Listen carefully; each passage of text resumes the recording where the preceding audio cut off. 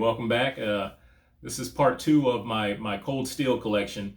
I told you I was going to have to kind of back the camera up a little bit for some of these videos, and so I just went ahead and split these into two parts.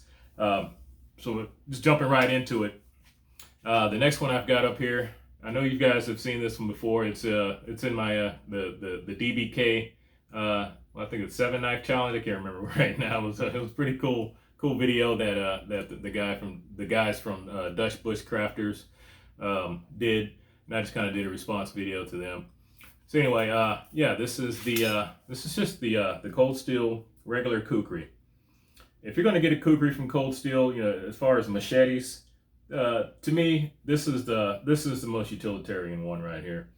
I've owned the Royal Kukri, which is a lot bigger, and it kind of has the the finger guard on there, you know, which I think is kind of it really goes against the use. To me, it got in the way.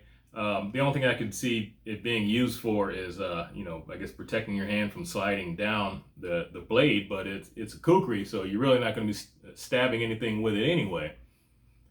Also, I guess the weight and the angle of it, I just didn't appreciate it.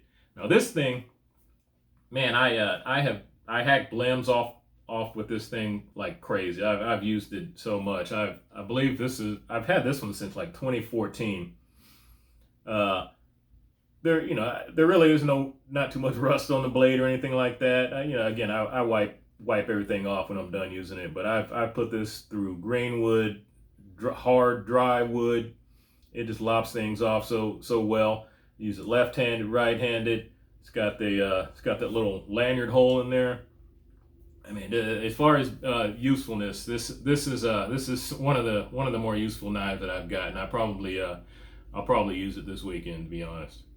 So yeah, that's the cold steel kukri. Pretty cool. You know, next up, speaking of machetes, I've got this Gladius here.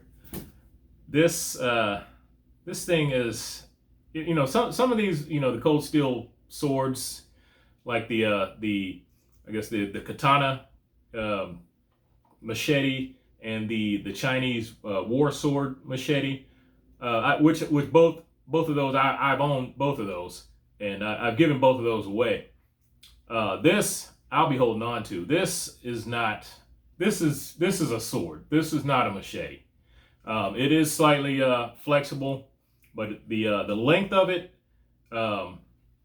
makes it way more, I guess, less flexible and sturdy than some of the longer ones. If you've ever seen the Lynn Thompson videos where he's you know, using a katana, you know, on the pig or something like that, you know, you'll see that blade just flex around the meat. I mean, it'll mess you up if it hits you, but still, that's not something that I would consider really a weapon. You know, that's kind of how it's marketed. This thing is a weapon. There's no other way to look at it. It's double-sided, sharp as hell. I mean, it cuts paper. This I keep this by the bedside. It's one of my less lethal self-defense tools, I guess. It doesn't need reloading, so to speak. But yeah, this right here, confined spaces. I mean, it's you know, if you're into that kind of thing, man, I'm not gonna say I'm some kind of, you know, sword swinging, swashbuckling badass, you know, in the house. But if you know, close quarters pop up in the house, and you know, I got this thing in reach. I mean, my grandma could hold this thing and be a dangerous person. So yeah, the cold steel Gladius. This thing is it's the real deal. It's the real deal. Cool thing. And I'm not hacking weeds with this. All right, now we're getting into it. I always wanted a cane sword. This is the cold steel cane sword. It's the I can't remember the exact name of that head there. It is aluminum head. There are other versions, but this is one that caught my eye. It's definitely less obvious. It put a little clip on the not a clip, but a little rubber tab on the end of it, and replace the one that it came with. This one is a lot grippier. I'm gonna tell you that carbon fiber, not only does it look good, but it really is tough. I mean, you could take the sword out. Well, I don't really want to call it a sword because it's more of a, I don't know, it's more of a poking type of device, more like, kind of like fencing. The tip there is needle sharp, while the sides, it's four-sided. And so, yeah, it's really smooth. I mean, obviously it's meant for penetration.